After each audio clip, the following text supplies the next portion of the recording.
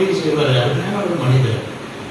சமீபத்தில் அவருடைய மகன் வந்து என்னிடத்தில் சொன்னான், பிரதர் பாருங்க எங்கள் அப்பாவுக்கு கொஞ்சம் புத்தி சொல்லுங்க அப்படின்னா.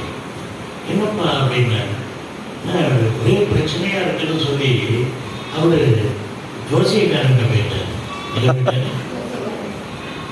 ஒரு ஆவிக்குரிய சபைக்கு போற ஒரு மனுஷன், ரசிக்கப்பட்ட ஒரு மனுஷன், அபிஷேகம் பெற்ற ஒரு மனுஷன், ஒரு ஊழியம் செய்கிற ஒரு மனிதன் எங்க போயிட்டாரு? கூறியாக போயிட்டார்.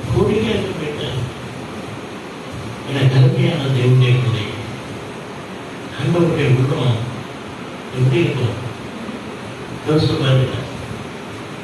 ஆண்டவருடைய உள்ளம் எப்படி இருக்கும்? ஆண்டவர் எப்படி இருக்கும்? மிகுந்த வேதனைப்படும். ஐயோ, என் பிள்ளை இப்படி போயிட்டாங்க. எனக்கு அருமையான தேவனுடைய பிள்ளை, என் அன்பு சகோதரனை சகோதரியே, வேதம் சொல்லுகிறது உலகத்திலே உங்களுக்கு உபத்திரம் உண்டு, ஆனாலும் திடன் கொள்ளுங்கள், நான் உலகத்தை ஜெயித்தேன். ஜெயிச்சிருக்கேன்ப்பா, நான் ஜெயிச்சிருக்கேன், நீ என்கிட்ட வாப்பா. Please my son, come to me, I will bless you.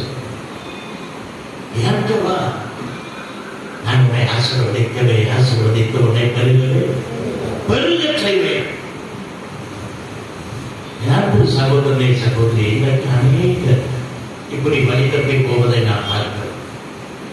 எனக்கு அருமையான தேவனுடைய பிள்ளையே, எனக்கு பாடுகள் மருந்துகள் வரும்போது நான் ஒரே ஒரு காரியத்தை செய்வேன். ஏதாவது ஒரு சிஎஸ்ஐ சர்ச்சில் போவேன். அதே சிஎஸ்ஐ சர்ச்சு அங்கே 2-3 இருக்கு நம்ம ஊர்ல. ஒன்று ஹார்பர் பாயிண்ட் சிஎஸ்ஐ சர்ச், அது ஆளே வராது, பகல்ல சொல்றேன். அங்கே போய் மணி கணக்காக நாம் ஜெபிக்கலாம். அதே போல கோல்டன் புறத்தில் ஒரு சிஎஸ்ஐ சர்ச் இருக்கு, அங்கேயும் அவ்வளோ ஆட்கள் வராது. அதுதான் சத்தோடு கிளம்பலாம். இப்போ கதிரவேல் நகரத்தில் இருக்கிறேன், அங்கேயும் ஒரு சர்ச் இருக்கு, அங்கேயும் போய் ஜெபிக்கலாம். இப்படி பாடுகள் பிரச்சனைகள் நெருக்கங்கள் வரும்போது நான் அப்படி ஒரு ஆலயத்தில் போய் நான் உட்கார்ந்தேன். பாருங்க, ஜபமே வரல. என்ன வரல? ஆமா, துக்கம் தொண்டை அடைச்சிட்டு. ஆமா, அப்படி அவ்வளவு நெருக்கடி, அவ்வளவு நெருக்கடி. உடனே பாருங்க, அப்படியே முழங்கால் போட்டோம், அப்படியே உட்கார்ந்துட்டு என்ன ஆண்டவரே என்று புலம்ப ஆரம்பித்தேன். பாருங்க, திடீர்னு ஒரு சத்தம், someone was mourning. யாரோ எனக்காக